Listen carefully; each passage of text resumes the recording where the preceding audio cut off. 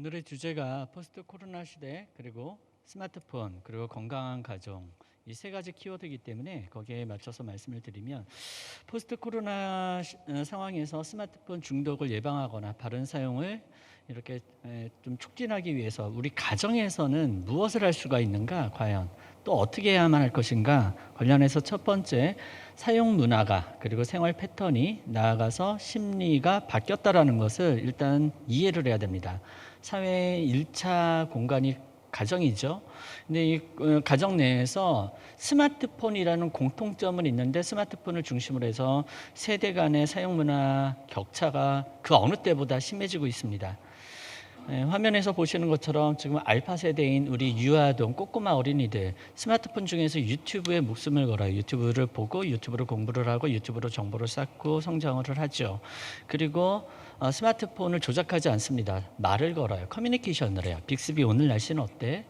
근데 그 끝점에 있는 우리 부모 세대니 스마트폰보다는 삐삐, 그리고 워크맨 이런 것들이 익숙해져 있는 이 부모님들이 그러한 알파 세대나 Z 세대의 자녀들을 바라보셨을 때는 똑같이 스마트폰을 들고 있지만 그 사용 수준이 너무 차이가 나기 때문에 주로 상대방의 그러한 사용 문화를 잘 이해하지 못했을 때의 훈육 방법은 주로 스무드 다운, 통제 중심으로 가요. 여튼하지 마. 그러면 또 우리 자녀들이 저항을 하죠. 카운터하기, 내 거라고. 그러다 보니까 이러한 사용 문화가 달라졌다라는 것을 일단은 서로 간에 이해를 하는 것이 매우 중요합니다. 그리고 두 번째는 생활 방식이 코로나19로 완전히 바뀌었어요. 아까 전에 계속 나왔었지만 뉴 노멀의 시대입니다. 스마트폰을 중심으로 디지털 트랜스포메이션이 이루어졌어요. 그래서 이제 모든 생활이 언택트, 즉 그리고 5인치 화면 안에서, 즉 온라인 컨택트, 온택트 생활이 일상화가 됐습니다. 빨리 지금 그러한 삶이 도래가 되었죠. 그래서 나온 신조어들, 집콕, 방구석, 스마트폰, 랜선 라이프.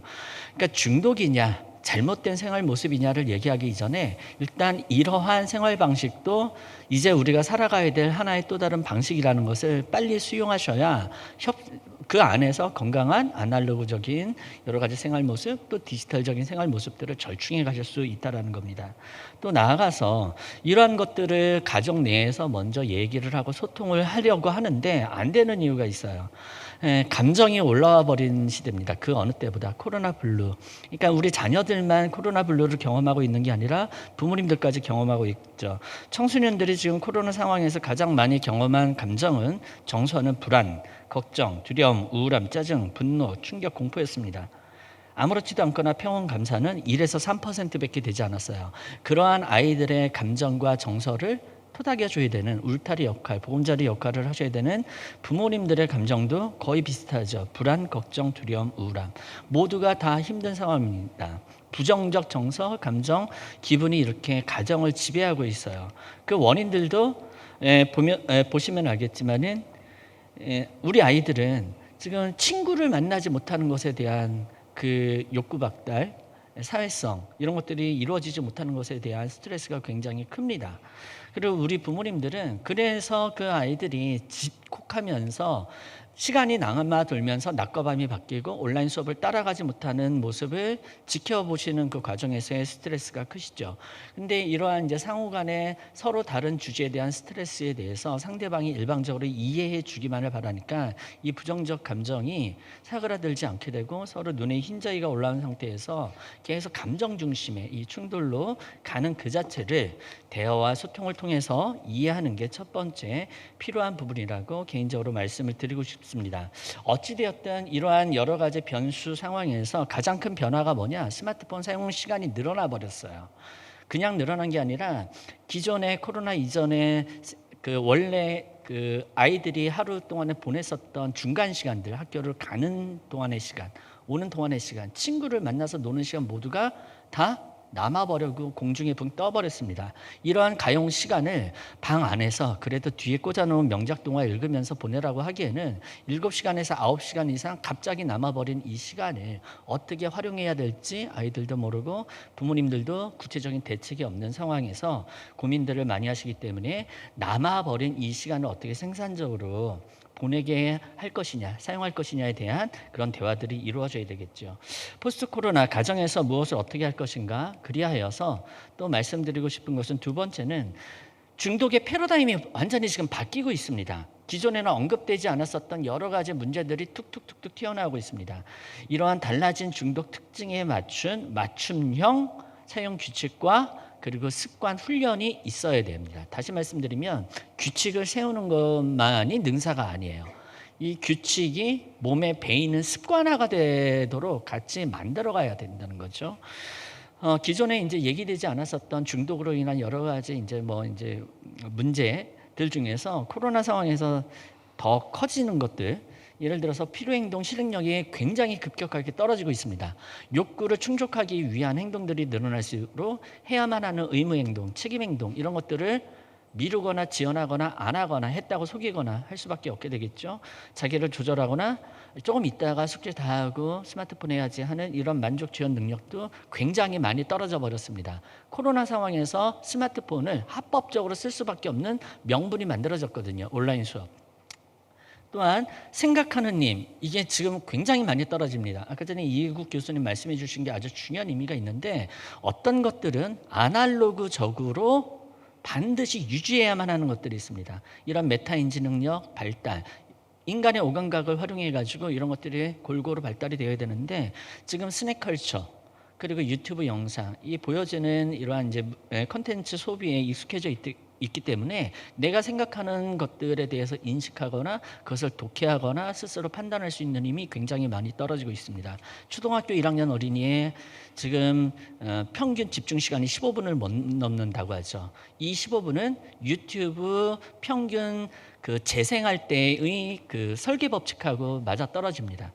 거기다가 문해율도 기하급수적으로 떨어지고 있죠. 문맹률이 가장 낮은 나라. 그런데 아이러니하게도 문해율도 낮은 나라가 되면서 이게 교사와 학생들 간의 학습 격차, 또 이제 여러 가지 교육 체계에 있어서의 문제들로 확장이 되고 있습니다. 이러한 새로운 중독의 유형, 그리고 나아가서 생활 속에서 개인이 경험하는 이러한 문제뿐만이 아니라 주사용 콘텐츠 안에 스며들고 있는 중독의 요인들도 지금 급격하게 바뀌고 있다는 거죠. 예를 들면 게임은 코로나 상황에서 좋은 모습들도 보여줬습니다. 그런데 더 중요한 거, 그러한 좋은 모습들 이면에 안 좋은 모습들도 굉장히 커졌죠. 그 대표적인 게 유료 확률형 아이템, 즉 사행행위를 촉발하는 이 사행장치가 과도하게 들어가 있는 문제들이 아주 좀 커져 버렸어요. 그래서 결국은 금년에 이것이 이제 이슈화가 되고 강제 법안이 만들어져야 된다, 이런 얘기까지 나오고 있죠.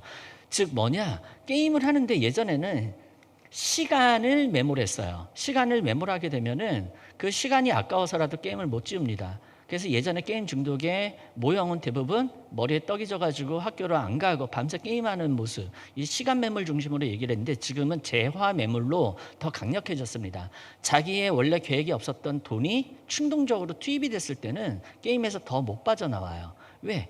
아이템을 뽐내야 되기 때문에 하루에 한 번 접속하던 아이가 10번을 접속해서 그 아이템을 보여줘야 돼요, 누군가에게. 이렇게 그리고 돈을 투자하면서 게임을 하게 되면 게임을 건강하게 플레이하지 않습니다. 편리하게만 하려고 하니까 뇌 발달도 좋은 쪽으로 될 수가 없겠죠.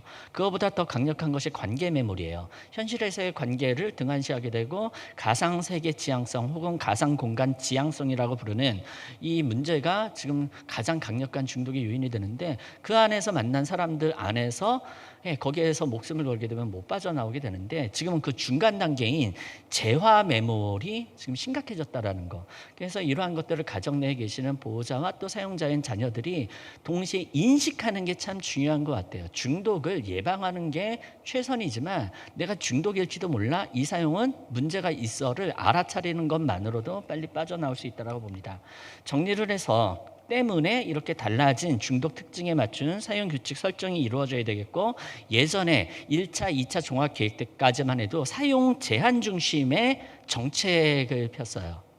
정부 유관 기관들이. 그래서 디지털 디톡스라고 표현했습니다. 그 당시까지만 해도. 어떻게 내려놓게 할 것인가, 어떻게 쉬게 할 것인가. 근데 지금은 그것만이 능사인 시대가 넘어가 버리고 있죠. 스마트폰이 상용화가 되었고 또 언택트 시대가 열렸고, 때문에 이제 3차, 4차 종합계획에서의 정책의 목표는 디지털 리터러시로 넘어가고 있습니다. 무작정 쓰지 못하게만 할 것이 아니라 순기능과 역기능을 변별하고 기왕 쓸 거라면은 가치와 목적에 맞게 잘 쓸 수 있는 그런 힘을 길러주는 바른 사용 중심으로 그러한 정책이 넘어가는 것처럼 집안에서 어쩔 수 없이 스마트폰을 쓸 수밖에 없는 그러한 상황이 만들어졌으니 우리 자녀들이 할 수만 있으면 공부에 자기 꿈을 개발하는데 도움이 되도록 쓸 수 있도록 구체적인 규칙을 바른 사용 중심으로 정하고, 마지막으로 그것을 정한 것으로 끝난 게 아니라 아이들이 스스로 만들 수 없으니 같이 몸에 배일 때까지 만들어가 주시면 이 포스트 코로나 시대에 중독 없는 건강한 가정이 빨리